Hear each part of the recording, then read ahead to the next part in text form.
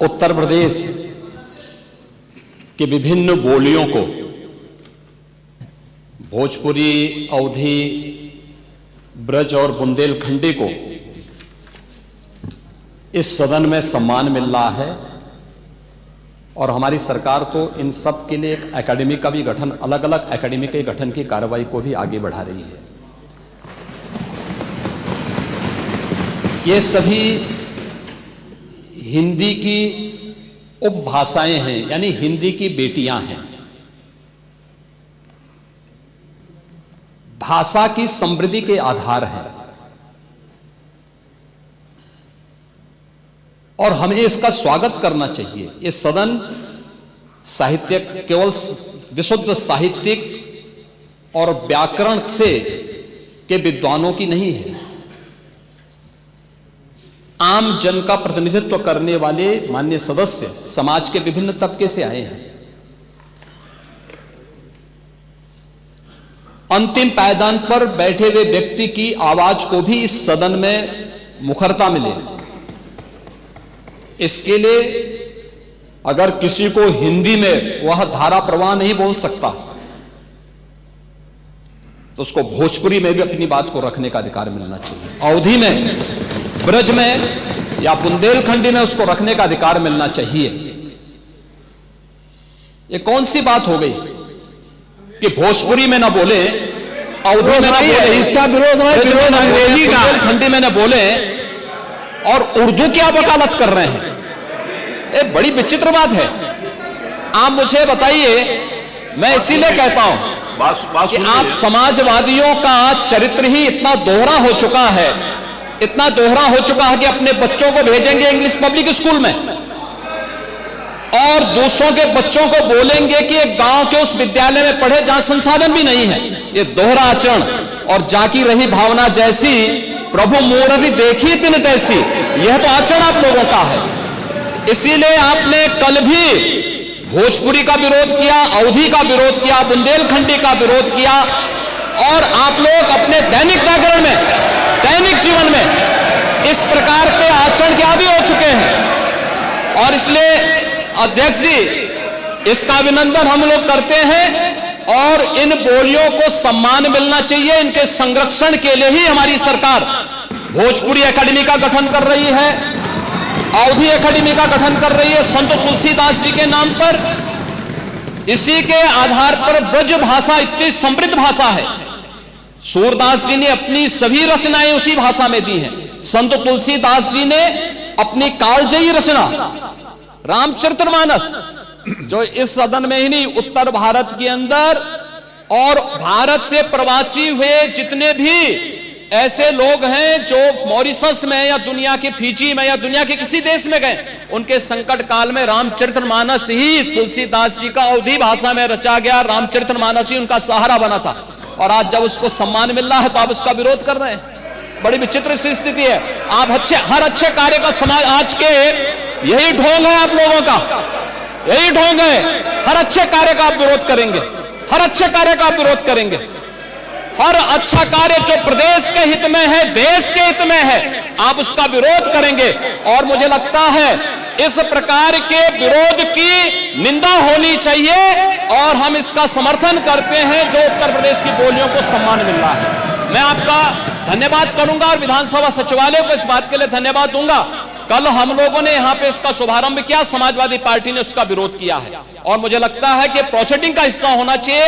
इनको समाज के सामने एक्सपोज करना चाहिए। अपने बच्चों को ये लोग पढ़ाएंगे इंग्लिश स्कूलों में और दूसरे के बच्चे के लिए अगर वो सुविधा सरकार देना चाहते हो, कहते नहीं उर्दू पढ़ाओ इसको, यानी उसको मौलवी बनाना चाहते हैं, कठपुल्ला पर की ओर इसको ले जाना चाहते हैं। ये नहीं चल सकता है।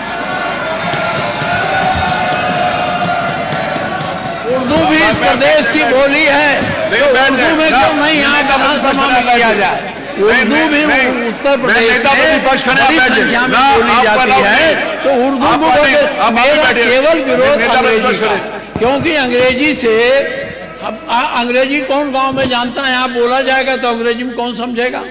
कितने लोग हैं? इसलिए इस विधानसभा को कुलीन तंत्र की विधानसभा न बनाइए, यही मेरा अनुरोध।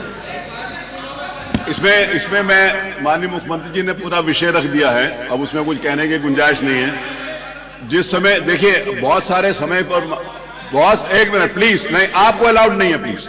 बहुत सारे अवसर के ऊपर हमारे माननीय प्रतिपक्ष के नेताओं ने भी कहा कि बेसिक के शिक्षा के ऊपर भी अंग्रेजी स्कूल खोलो। आपने डिमांड करी और सरकार कर रही है उस बारे में भी काम नहीं कर रही है। बहुत बार किया, सारे प्रश्न आए विधानसभा में, मैं आपको बता सकता हूं वहां पर। दूसरा ये है, माननीय नेता प्रतिपक्ष, आपने जब AIPOC कराया था यहां पर, तो क्या अंग्रेजी में ट्रांसलेशन उनको नहीं सुनाया? माननीय अध्यक्ष जी, आपने भी सुनाया था। माननीय अध्यक्ष जी, देखिए जो विषय यहाँ सदन के सामने आया है, बहुत से हमारे माननीय सदस्य बहुत फॉर्मल लैंग्वेज में अपनी बात नहीं कह सकते। वो अपनी घर की बोली चाली में जिस तरीके से बोलते हैं उसी तरीके से यहाँ भी अपनी बात करना चाहते हैं। तो एक ये सुविधा दी गई है, ये सुविधा इसलिए दी गई कि अपनी घर में जिस तरीके से बातचीत आप करते हो, चाहे अवधी हो, चाहे बुंदेलखंडी हो, और चाहे पूर्वी हो, चाहे ब्रजभाषा हो, उसी तरह से आप अपनी भाषा यहाँ बोलिए और जिसको जिसमें चाहेगा वो उसमें सुन लेगा। इसमें व्याख्या की पूरी, एक मिनट पूरी बात आ जाए तो उसके बाद बोल लीजिएगा। उसमें व्याख्या की पूरी सुविधा है, जबरदस्ती मत बोलिए। आप जिस भाषा में चाहे, अगर जिस भाषा में चाहे सुन सकते हैं। रही बात अंग्रेजी की, एक मिनट, अंग्रेजी की बात रही, देखिए अंग्रेजी भाषा का ज्ञान होना बुरा नहीं है, हम अंग्रेजी भाषा थोप नहीं रहे हैं, ये कॉन्सेप्ट गलत है। अंग्रेजी भाषा को थोपा नहीं जा रहा। यहाँ के लोग अगर अपनी बात को हिंदी में बोले और कोई सदर्न इंडिया का कोई व्यक्ति यहाँ की कार्रवाई सुनना चाहेगा तो उसको वो अंग्रेजी में सुनाई पड़ेगी बात। ये हमारी संस्कृति का विस्तार है, हमारी विधानसभा का विस्तार है और विधानसभा का सम्मान बढ़ता है, इसमें कम नहीं होता। आज तक सुप्रीम कोर्ट की भाषा आज अंग्रेजी, हम वकालत नहीं करते, हम उसके पक्षधर हैं कि अगर हिंदी में हो जाए, लेकिन अंग्रेजी का ज्ञान हमारे लिए आवश्यक है। दुनिया में जितनी भाषाओं का ज्ञान हमारे लोगों को होता है वो उन लोगों का सम्मान ज्यादा होता है। अगर हम किसी विदेशी भाषा का ज्ञान रखते हैं, इसमें गलत कुछ भी नहीं है। और आज के जो चलन है, यहाँ पर जितने लोग बैठे हैं जरा देख रहे हैं अपने अपने बच्चों को कि किस किस स्कूल में जाते हैं पढ़ने, किस किस स्कूल पढ़ने जाते हैं। क्या अंग्रेजी भाषा के ज्ञान आवश्यक नहीं है? अंग्रेजी भाषा को हम थोप नहीं रहे हैं, हम तो एक सुविधा दे रहे हैं कि अगर सुविधा दे रहे हैं ये कि अगर कोई व्यक्ति यहाँ पर कोई माननीय एक सदस्य आए, वो बेहतर तरीके से अपनी बात अंग्रेजी में कह सकता है, जिसका मीडियम इंग्लिश रहा है, तो वो अपनी बात कहे, हम हिंदी में सुनेंगे उसे। तो क्या हर्ज क्या उसमें? इसमें हर्ज नहीं होना चाहिए।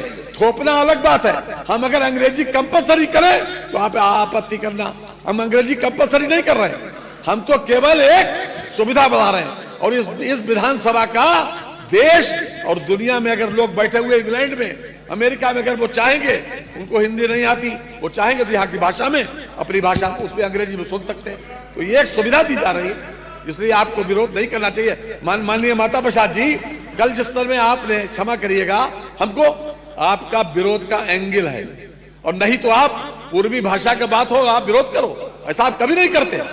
एंगल विरोध का है, क्योंकि आपकी दृष्टि विरोधी है, एक दृष्टि विरोधी बन गई कि हमें विरोध करना है। नहीं, कल आपने किया था, आज नहीं करा, कल किया